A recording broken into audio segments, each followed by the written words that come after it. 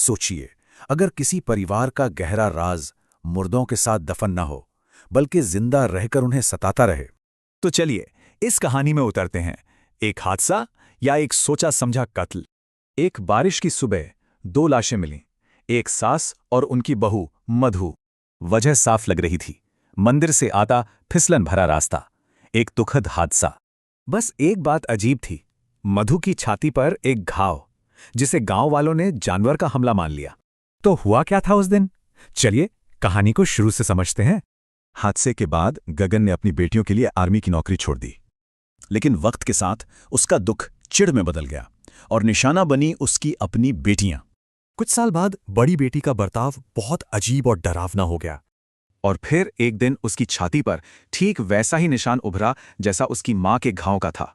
घबराकर गगन उसे एक पुजारी के पास ले गया। पुजारी ने बस एक शब्द कहा और भाग गया। तो मसाण कोई आम भूत नहीं है, ये एक ऐसी आत्मा है जो बदला लेने के लिए लौटती है। बेटी की हालत बिगड़ती गई और अब तो गांव वाले भी परिवार को शापित मानने लगे थे। पर छोटी बेटी ने हिम्मत दिखाई। वो पुजारी के पास गई क्योंकि वो अपने पिता का सच जानती थी। इस कहानी की जड़ में दुख नहीं, लालच था। जमीन जायदाद का लालच। पुजारी ने झाड़ फूंक शुरू की और बेटी के अंदर से उसकी मां मधु की आत्मा बोलने लगी। मधु की आत्मा ने गगन का पहला राज खोला। उसे हमेशा से बेटा चाहिए था, बेटियां नहीं। आत्मा ने बताया कि उस दिन उसकी अपनी मां से बहस हुई और उसने उन्हें धक्का दे दिया। और जब मधु ने सबको बताने की धमकी दी तो गगन ने उसे भी मार डाला। तो जो एक हादसा लग रहा था वो असल में एक दोहरा हत्याकांड था।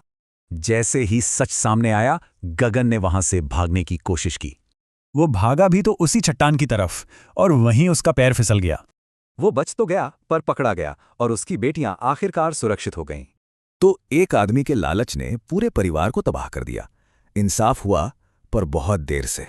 तो ये क्या था, एक भूत का बदला या एक बेटी के अंदर दबा हुआ सच?